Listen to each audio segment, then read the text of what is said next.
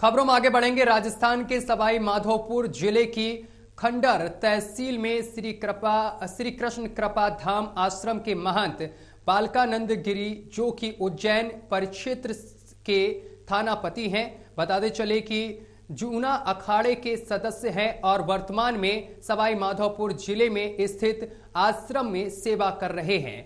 महंत बालकानंद गिरी को 29 दिसंबर को एक अनजान नंबर से रंगदारी मांगने के लिए एक फोन आया है। फोन करने वाले ने अपने को लॉरेंस बिश्नोई का भांजा बताया है और 20 करोड़ की रंगदारी मांगी है। यह कॉल कुछ ही सेकंड की थी, जिसके बाद महंत बालकानंद गिरी ने पुलिस को पूरे मामले की सूचना दी है। महंत बालकानंद गिरी को एक सुरक्षा गार्ड भी मुहैया कराया गया है। 30 दिसंबर को दोपहर 2 बजे के आसपास एक फोन आया उनको, और जिसमें महंत बालकानंद गिरी को जान बचाने के लिए 20 करोड़ रुपए देने की बात कही गई है। महंत बालकानंद गिरी ने इस कॉल को रिकॉर्ड किया है, जिसके अनुसार फोन करने वाला अपने आप को लॉरेंस बिश्नोई का भांजा सचिन बिश्नोई बता रहा था। 10 मिनट से ज्यादा की कॉल, ये फोन कॉल में आरोपी ने महंत को पुलिस अधीक्षक, जिला कलेक्टर और सरकार के पास भी जाने की सलाह दे डाली है। आरोपी ने महंत को कहा है कि सुखदेव सिंह के पास तो सुरक्षा थी तो उसे नहीं छोड़ा, तेरे तो पास आश्रम पर इतनी गोली चलाई जाएंगी कि तेरी जान ले लेंगे। और इसके साथ क्या कुछ महंत जी अब कह रहे हैं वो आपको हम सुनाते हैं। आज हमारे साथ में है बालकानंद गिरी जी महाराज, जो सवाई माधोपुर रहते हैं और इनको लगातार लॉरेंस बिश्नोई गैंग की तरफ से धमकी दी जा रही है। बात करेंगे सीधे उनसे। क्या है पूरा महाराज मामला? जी सर, ये हुक्म बात ऐसे कि 29 तारीख को हमारे पास एक फोन आया और उसने हमसे 20 करोड़ रुपए मांगे। बोले या तो 20 करोड़ की व्यवस्था करो, नहीं तो हम आपको बोलियों से छल नहीं कर देंगे। ऐसे शब्द बोले जो मैं आपको नहीं बोल सकता हूँ, और बहुत बार धमकाया हमको। इसके बाद में उसने जो है फिर पुनः फोन किया, उसकी रिकॉर्डिंग प्लस सूचना वूचना सब हमने पुलिस को दी। पुलिस को देने के बाद में अब तक इसमें कोई भी विषय सामने नहीं आया। हमको कोई शरण नहीं मिल रही है, हम कहाँ जाएं?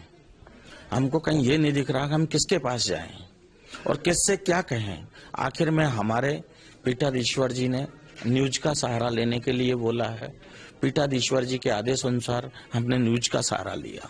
क्योंकि महाराज लगातार जैसे कि इससे पहले भी 2-3 बार जो है धमकियां मिल चुकी है, कई लोगों जिनकी मौत हो चुकी है। अब क्योंकि धमकी आपको कितने रुपए की मांगी गई है और क्या बोला गया है? अब इसमें हुक्म बात यह है 20 करोड़ रुपए। 20 करोड़ रुपए तो हमने जीवन में देखे भी नहीं होंगे। 20 करोड़ की बात करते हैं तो बात यह है कि विषय यह है कि इससे पहले मैं आपको इसी राजस्थान की बात बता रहा हूं।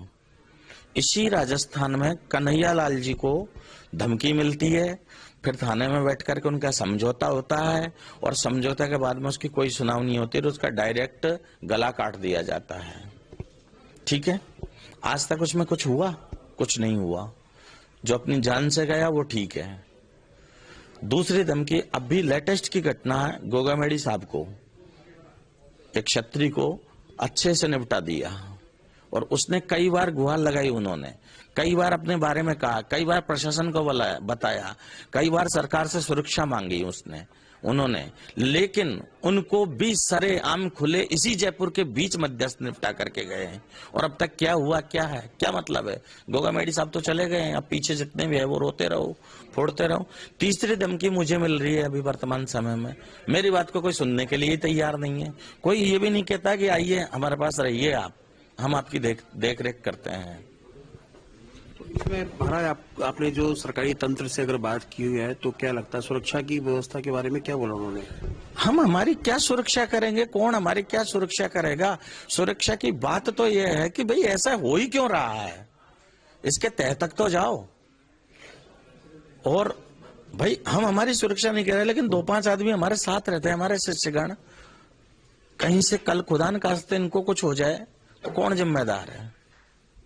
चलो हम तो संत हैं, चले गए, कोई नहीं पूछेगा, लेकिन इनके बारे में तो पूछेंगे ना।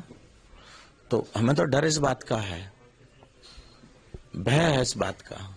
क्योंकि अभी डिप्टी सीएम जो दिया कुमारी वो सवाईमाधोपुर से एमएलए रह चुकी है, तो उनसे भी मुलाकात वगैरह हुई सुरक्षा की बात? हाँ, जिज भाई से हमारी मुलाकात हुई, हम अच्छे से मिले उनसे, उनका मिलने का सब कुछ बिल्कुल सिस्टम था। वो बेचारे खड़े रह करके काम कर रहे थे और उन्होंने उनकी उचित कार्रवाई, जितना उनके पास पावर है उतना उन्होंने उनसे ज्यादा ही किया होगा, इतना मुझे विश्वास है।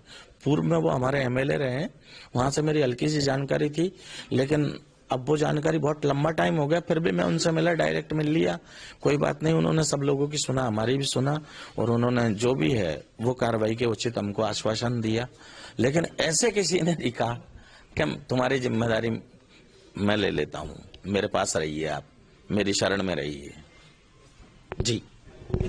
सिद्धू मूसावाले के बाद में जैसे राजस्थान में लगातार गैंगवार बढ़ता जा रहा है, उसको देखने के बाद में अब महाराज को सुरक्षा की पूरी व्यवस्था सरकार को करनी पड़ेगी, नहीं तो सुखदेव सिंह गोगामेडी वाला हाल महाराज के साथ हो सकता है। Manoj Sharma, MB network, Jaipur.